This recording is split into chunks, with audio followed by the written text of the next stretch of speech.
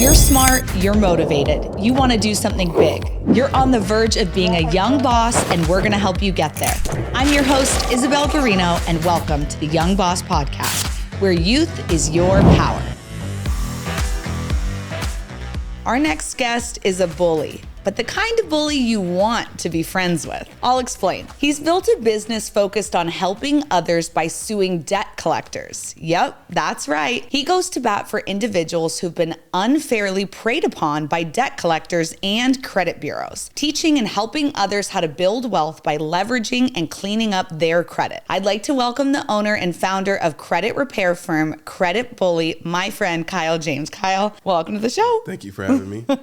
Excited to have you here. I'm very excited to be here. You have been building your business for a long time, yes, and now you're taking it to a new level, and I'm excited to talk about all of it, but tell me what got you started in this industry. What got me started in it was a conversation. So I had a conversation and with someone, they were just kind of talking about credit, and I didn't know too much about credit. I think no one really talks about credit in school. We don't know. We don't learn about it in school. Nobody teaches us. Our parents don't really know. They tell us to have good credit. They don't teach us how to have good credit. They tell us to have good credit, but they don't tell us what to have good credit for. Yeah. Right. So a lot of people, not a lot of people, but there are certain people that have really good credit, and, they like to talk about that number, but it's like, well, what are you doing with it? Yeah. And I think that's a really important part right there where a lot of people are missing is like what to do with it. So just to go back to what I was just saying, I was having a conversation with someone, they were talking about credit, and I was just like, wow, that's a cheat code. Like when I heard it, and light bulb went off in my head, and I was associated with a few people that were doing it at the time, and kind of bought some templates. That's kind of typically how people start their credit repair companies, is they just buy templates, and you don't really know what you're doing because there's a lot more intricate pieces and things that you need to know when it comes to credit repair. Okay.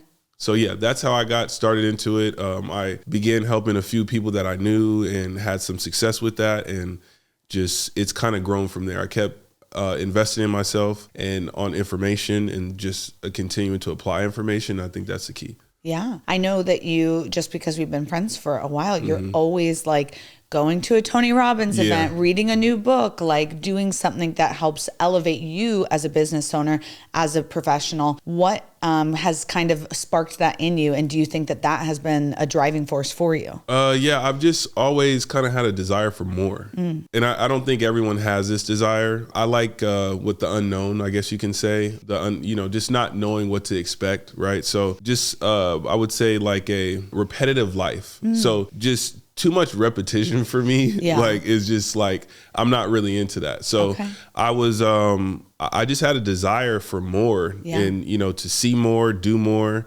And that's what really led me into it. So as I was talking to you before, I used to work at the Phoenician, and that was a really pivotal moment, or few years that I did work there. It gave me perspective on a lot of things. Yeah. Yeah. So when you're working at the Phoenician, someone's pulling up in a Lambo and you're like, wow, I've never seen that car, and everyone else is freaking out to go get the car. Right. What are you doing? I'm standing back and watching who's getting out the car, how they're moving, how they're talking. That's what I was paying attention to. Yeah. Did I want to drive the car? Yeah. Did I drive a few of those cars? Yes. But it was more so important to see who was getting out that car and how they were moving to me. Okay. I love that. And then with the credit repair stuff, so when someone has debt, right, and then they are not able to pay on that debt and it's going to a third party debt collector, how are you able to help them through that process? So a lot of times these third party debt collectors are reaching out to you, whether that be email, text message, letter, or phone call. And there are certain rights that we have as consumers, right? And they have a rule book that they have to play by. Okay. Right? Just like there's laws in of the land, or whatever you want to call it. Yeah. There's laws for these debt collectors, and 9 times out of 10 they're violating these laws. So I basically teach people how to monetize off of debt collector communication. Wow. How did you find this loophole? Investing in self. Yeah. It was a mentorship that I paid into back in 2021. So about 2 years ago. Okay. It was a guy I'd been following for a while online, and I noticed that he was doing things differently than anyone else in the industry. Okay. And he had receipts. Yeah. So I paid him, his fee, and I just started learning. And then I started applying the information, and then I started changing my business model.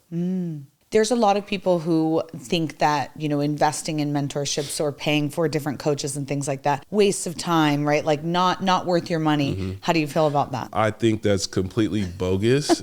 I think the people that think that the most don't believe in their ability to execute. And that's a big thing. Yeah. Because a lot of people have the information to do whatever it is that you want to do. I mean, we have Google, we have YouTube, everything's out there. Right. But are you actually executing on the information? That's the difference between people that go to the next level and people that just kind of stay where they're at. Okay. So you cracked the code. You figured out how to help people with this, with third-party debt collectors. And now you're kind of transitioning to show people how to do what you do. Yes, to a degree. Yes, I am showing people how to capture these violations for themselves and get paid from it. I think, that business model, it's something that I feel I can help a lot more people. I have a lot more reach with this business model. Yeah. And then also too, the people that do find me or do decide to come in and learn, I mean, you can help the people that Yeah. And that's big, whether that be family, friends, Help people in your own community. Yeah. So it's like, for a debt collector violation, the consumer gets anywhere from $100 to $1,000 under the FDCPA for statutory damages. Wow. So, I mean, a lot of people are, struggling with money, living paycheck to paycheck, and they have this huge debt hanging over them. Right. And if they knew how to get out of it. Correct. Because, what we do is we get the debt waived, we get the deletion, and then we get the damages and, pay the client. So that's amazing. Yeah. And a huge game changer, like you're saying, for anyone who is struggling with that. For sure. To be able to know not only, okay, are they getting the $1,000, but it's off their back. They don't have to have that hanging over their head. For sure. How do you get your clients? Mostly word of mouth? That's mostly how I've built my business. I've really just started spending money on marketing within the last few months. Okay. So my business is built off of word of mouth. Okay. A lot of people just saying, hey, go to this guy. Yeah. What have been key factors in scaling your business? Because I know that for a long time, it's just you doing everything on your own. What did that look like when you're like, okay, I need some help? And who or how did you find that? Yeah, I was doing it by myself at first, but that's not a scalable business model. Yeah. Yeah. My virtual assistant, she's been with me for about 2.5 years. Yeah. How I found her is a website called onlinejobs.ph. Yeah. I don't know if this is just a skill that I have. I'm pretty good at kind of filtering out. Okay. So, when I put the job out there, about 30 people apply for it. I'm looking through resumes, some of them are leaving voice notes so I can hear, how good their English is or whatnot. And I chose her and set up a time to talk to her. And when we got on the call, I said, hey, do you know anything about credit repair? Yeah. She said, no. I said, okay, well, do some research and let's talk again tomorrow. Okay. And from, the next time we talked, I was like, okay, she knows how to take initiative. That's all I needed to know. That's actually a really great way to interview someone. It's amazing. And she's very loyal. She's told me I'm the best employer she's ever had because I'm very flexible too. She has a kid and a husband. And, my thing is I'm just about getting the work done. Yeah. You know what needs to get done. Get it done and we don't have any issues. Yeah, that's amazing. So instead of finding someone potentially here in the US who you have to deal with, you went to VAs and that helped you scale the business and really delegate and elevate to get stuff off your plate. Yes. Is that kind of the only way that you could have seen it happening or the best way? At first, when I've read the book by, and I'm sure you're familiar with it, Timothy Ferriss, 4-Hour Workweek. Yeah. So, I've read that book. It kind of gives you the blueprint exactly where to go and how to do it. Yeah. But, I was a little hesitant at first, because you got to hand over the reins and trust somebody else to, get the job done and not make you look crazy. And, right.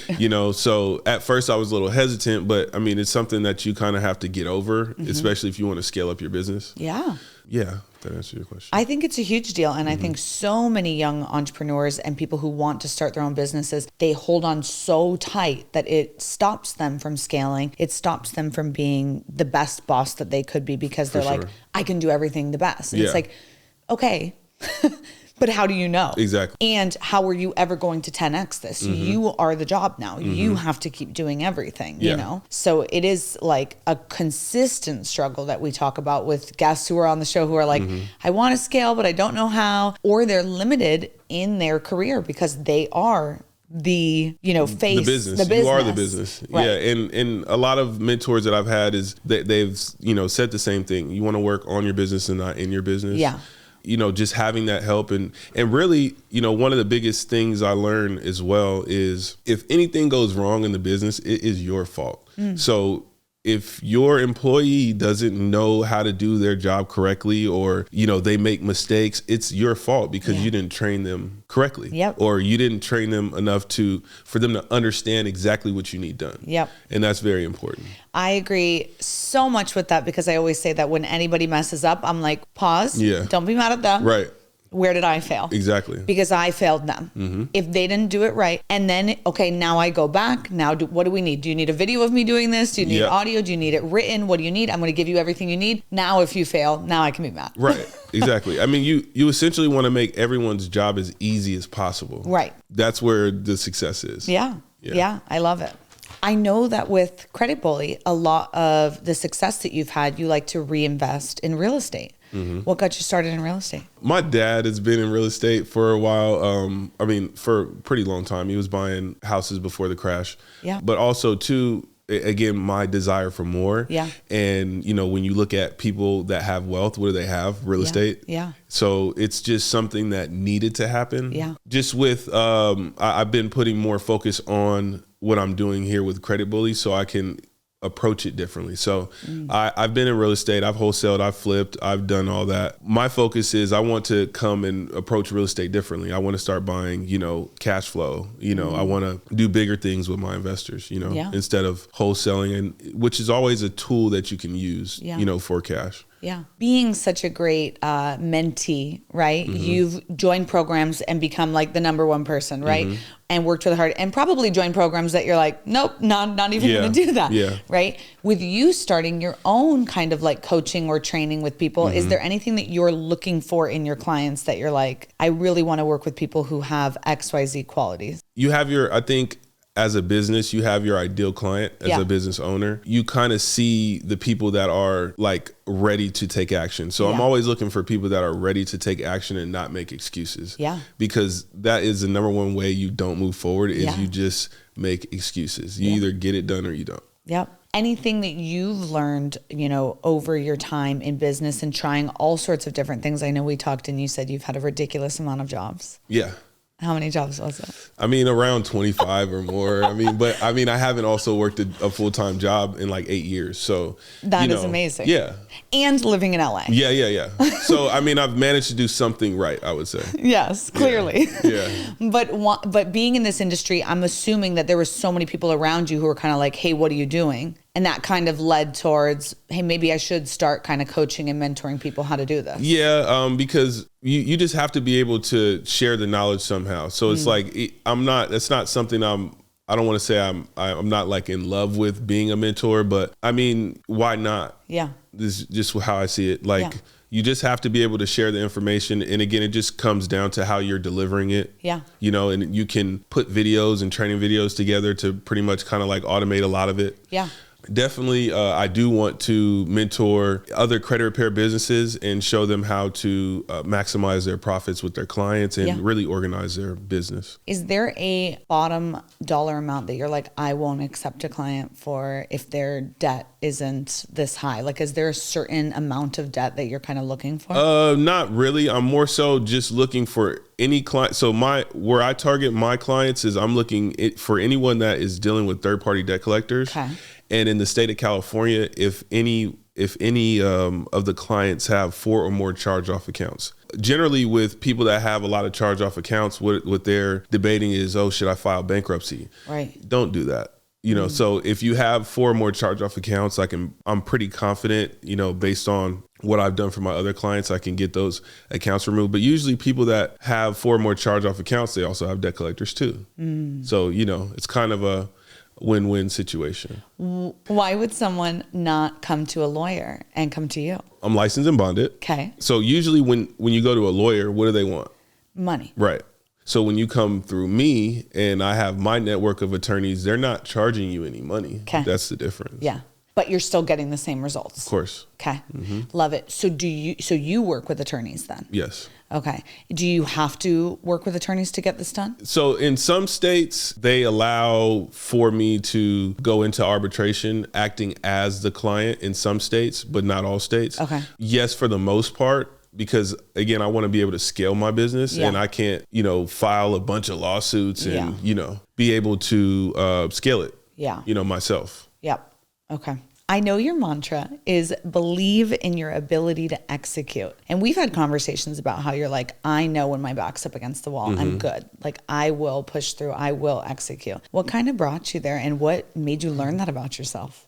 I think it just goes back to like, when you get in those mid 30s, which is where I'm at, you kind of, life starts to make a lot more sense. Like you start to, you become aware of past experiences and how you can learn from it and all that type of stuff. Yeah. If you're a forward progressing person. Yeah. But, when I look back to like elementary school, middle school, high school, I was always a student that I was a class clown. Okay. So I'm the one that's, usually socializing and talking during class. Yeah. And I also don't necessarily take homework too serious or like whatever during the semester. Okay. Now at the end of the semester, when it's quiz time, that's when I lock in and I'm able to retain the information and then go take the test and pass it. Okay. So I think it goes all the way back to like, everything is kind of connected and I don't see why that wouldn't be connected to how it is, today. Totally. Yeah. So that's really where I think a lot of it started. Okay. Like you learn to rely on yourself and your ability to execute. You're like, no, I know I can do this. Unconsciously. Okay. And now it's translating to business. Yeah. And so whether something's difficult, whether something's new, you're like, no, I know myself. Yeah. Hey, it's Isabel. Thanks for listening to the Young Boss podcast. I recently wrote a book called Young Boss, and it's filled with top tips I've learned over the years on how to survive and thrive in business. Pre-order your copy now by heading to the link in the podcast description. Now, back to the show. I think there's like a thing, Alex Hormozy. That sounds very familiar. You have probably seen him somewhere, okay? Right? He wrote like $1 million leads, $1 million offers, but he's like, you'll see him somewhere now that we've said it. Our phones are listening, right? Yeah. But he said something about like, what's the best way to build confidence? It's to have past experiences where you fulfilled, where you did it. And that's exactly what you're saying. Yes. You're like, I know my work here. I've executed, I've followed through, I've made it happen each time. So why do I think I can do this thing I've never done before? Right. Because I've always made it happen in the past. And it hasn't failed once. I've made it through pretty much everything. Yeah. Yeah, I love that. What makes you such a good student and learner of life? Makes me a good, it goes back to that ability and that desire to just want more out of life. And in order to be a good student or whatever you want to call it, you have to be the desire to want more, and you have to be a good student of life to have more or to be more or do more. Yeah. They're just filled with doubt, about most things, and I just always look at things as like, I think the books, the seminars, all that stuff has allowed me to gain this mindset to, on top of what I've already had as a child, to be able to look at things like it's not impossible for me. There, everyone has haters. There's, doubters. Yeah. People that just don't believe in themselves. Yeah. That's majority of the population. In your childhood community you grew up in, is there a lot of people who are hating on you or jealous of you right now? I'm sure there might be, but you're not hearing it. You can't really be dialed into that at a certain, at a certain point, because all those voices and noises and whatever you want to call that stuff, you can't be too invested in that. Yeah. I think it's really important, but I wasn't sure if there's a lot of people either who are coming to you to say, hey, help me, right? Like help me lift me up the ladder, or there's people trying to pull you down. Yeah. I just think for people that are around me, and this has kind of always been me, if you're around me, you have no other choice but to not sit stagnant. You know, Okay. I just don't really, I guess, Associate. or allow that type of mediocrity around me. Okay. You know, like if you are stagnant, you're going to hear me over and over and over again to the point where might get tired of me and you don't want to talk to me anymore. That's fine. Okay. You know, it's just, but I mean, I think, you know, for whatever you want to be or whatever you want out of life, you have to associate yourself with whatever that is to become that. Okay. So circle of friends, circle of influence matters a lot. Of course. Yeah. Have you had situations where you are like, yeah, no, I got to get away from these people? Yeah, for sure. And what has that looked like? I mean, I can tell you the aftermath of that is just the aftermath of it is, you know, just so much more clarity. Yeah. You know, doesn't feel like, you know, a weight or, you know, just the negative self-talk. Yeah. You know, it's getting away from that Yeah. is just very empowering. Yeah. Do you feel like it is, sometimes haters can drive you For sure. to be like, to want to prove. Yeah. And like Alex was saying, you know, like giggling a little bit when you're saying like, hey, like I know I can execute. Yeah. Right. Has that ever been kind of like a thing in you where you're like, I just love to prove people wrong? Yes, at a certain point, but I would say not too much anymore. Yeah. I'm not driven by that because I mean, I'm so confident in what I'm doing. You're going to do it anyways. You know? Yeah. Like they're not stopping anything. Like that's really how I feel. Okay. When you are meeting somebody for the first time, is there like certain things that you're kind of looking for in them to see if they would be a good fit in your circle of influence, if it's so important, you know? I think one of the things that I realized when I was around like Azria and everything, and the people that were actually, you know, that were actually doing deals and were successful, they've had enough experience and they've seen enough things to like I'm at a point now where it's kind of like a bird's eye view. Like I know what the qualities look like or, you know, if you're serious pretty quickly. Yeah. You know what I'm saying? Yeah. So if that answers your question. Well, I remember when we were younger, you like had made a comment and it was like the first person who I knew who had like said anything like this out loud. Okay. And you were like, when someone has like a black Amex or someone has a nice car or something, I'm like, okay, like I'm going to pay attention because you have something more than me. Yeah. So what do I need to learn from you, basically? For sure. And you were very willing to learn from anyone and everyone to kind of level up. Yeah. And to go back to that too, to touch back on the Phoenician, I think when I was seeing all that type of activity that I wasn't accustomed to at the time, the question I asked myself is, what's the difference between me and them? Right. And I just kept asking that question over and over and over again until I figured it out. And it's really, you know, their perspective, how they look at life, their daily habits and activities, you know, everything we're talking about, their inner circle. Yeah.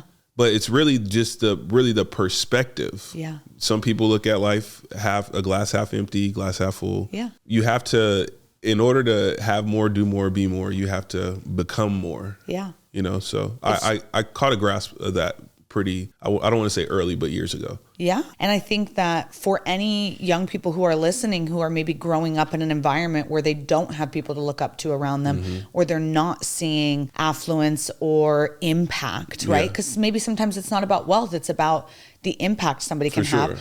What should they do to what action steps should they take to be able to change that perspective? Because they're like, hey, I look around and nothing matches what I know I want my life to be. There's plenty of resources now too. So there's meetup apps and all that type of stuff. You can find, whatever circle that you're looking for, whatever people, that you're looking for. We know that there's a lot of business guys at the golf course, right? You can get a job at the golf course. And get a job at the golf course, that's the same thing as me getting a job at the Phoenician. Right. Then you're around these people. Now you can see it. I'm from South Phoenix and everyone around me didn't go work at the Phoenician. They didn't get that perspective that I got. Right. And that perspective is really what, triggered the elevation for me. Yeah. I think that's super important because there's a lot of young people who are like, well, I have a job and I'm working hard, but their job is the Burger King down the street. Right. Instead of saying, I'm going to go after the luxury resort, I'm going to go after the luxury clothing store or the, golf store or course or whatever. And those different things, you're automatically surrounding yourself. It does not matter if you are the one working and they're the one enjoying or buying. Exactly. You're there. You're in the space. Yeah.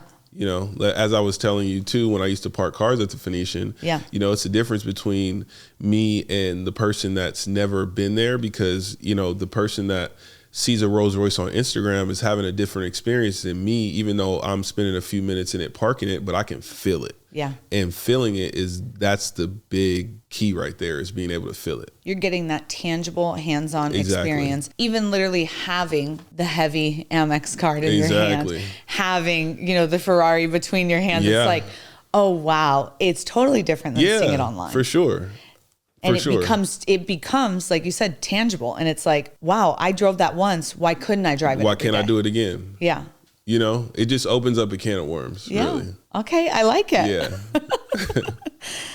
Okay. I know you've been doing a lot of webinars and diversifying your product offering with Credit Bully. What is next and what are your goals? For me, as I said, I do want to use whatever profits I'm making to approach real estate differently, developing real estate, you know, buying apartment buildings, stuff like that, partnering with my investors just to do bigger investments. One of my goals and what I'm trying to do is retire my mom. Okay. And you know, take care of my parents here in the near future. My mom works, she has her master's degree in accounting. So she's been doing that for years, but she's like me in a sense, because she doesn't like the work politics of being in corporate America. That's like one of the things I hate the most. Okay. Working a job. Yeah. Well, 8 years of being out of that is kind of like hard to go back. Yeah, it's impossible for me. Yeah, I feel like you are the type who will do anything and everything just to stay 100%. Out of. 100%. Have you ever taken a PI test? A PI test? Predictive index? No. I'm going to send it to you tonight. Okay. Guarantee you're a maverick. Okay. I guarantee it. Okay. Not that it means anything about you, but everyone who knows what PI is going to be like, yep. Okay. It's just like someone who like, they can't work for someone else, basically. Like their leadership is just so off the chart that it's leadership of self. Yeah. I mean, it could be of other people, but it's just who you are to the core. And to touch on that, my dad was telling me in high school, when I had already had maybe over a dozen jobs, he was telling me, he said, Kyle, you really need to go into business for yourself. Yeah. He saw that at an early age. I didn't obviously see that, but I just had to go on my journey, and now I'm here where I'm at. Yeah. We're not going to say why you left all 25 jobs. Right. What do you see for the future of credit repair? Because I feel like I've been seeing more and more people popping up online trying to teach and share and show information. And I'm kind of like, I don't know what's true, what's not true, what's going on. So to touch on that, it is very hard to figure out what's real and what's not, like what information is good and what isn't. I've had to, it took me years to filter through what was actually, you know, the information that you really need to apply.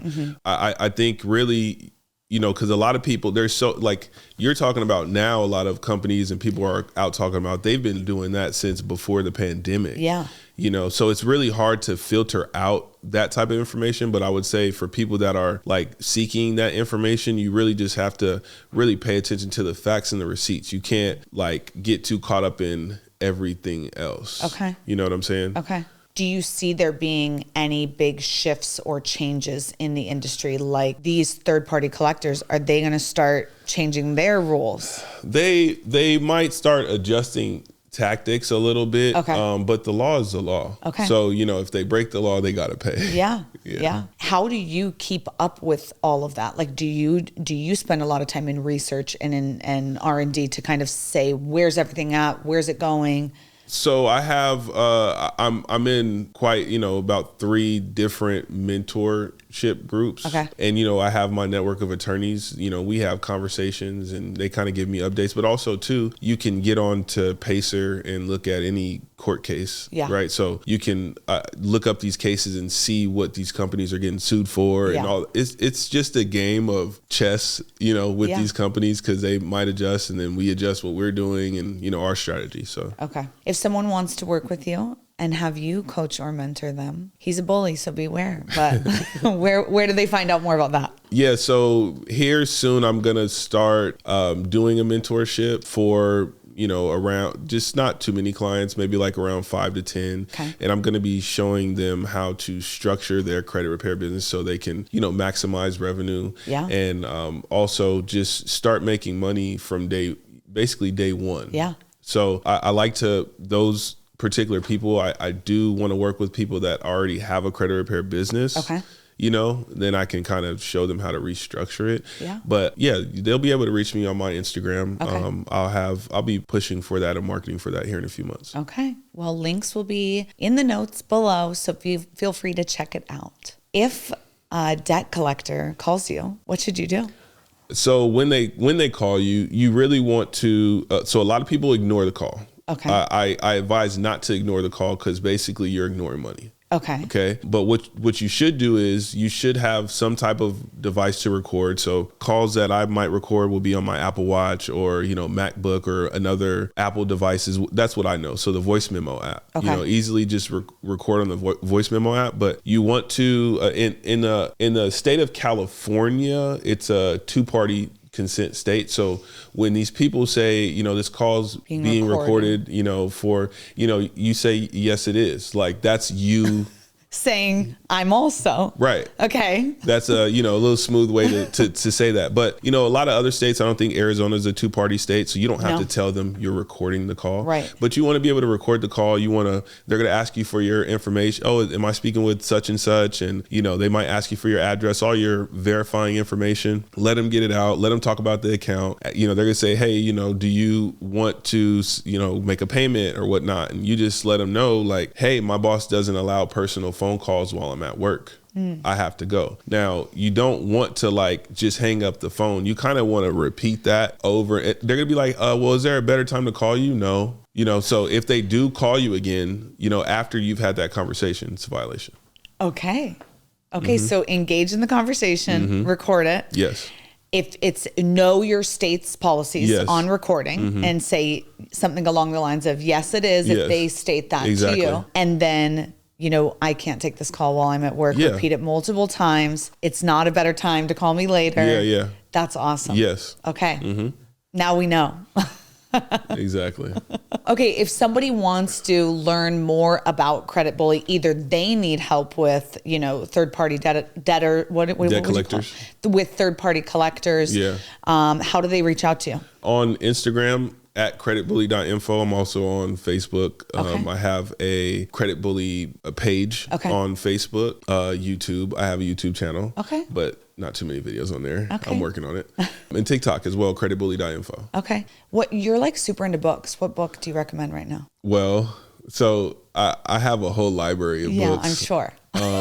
So one of the books that really helped me out is called The Science of Getting Rich. Okay. And you can get that on audio. It's on Audible. But I just remember, back in May of 2022, I was listening to that book every day. It's maybe an hour and 20 minutes, hour 30 minutes. But I was listening to the whole thing every day for a month and then had my biggest month ever. Wow. So that's a really good book, but there's several others, of course. Okay.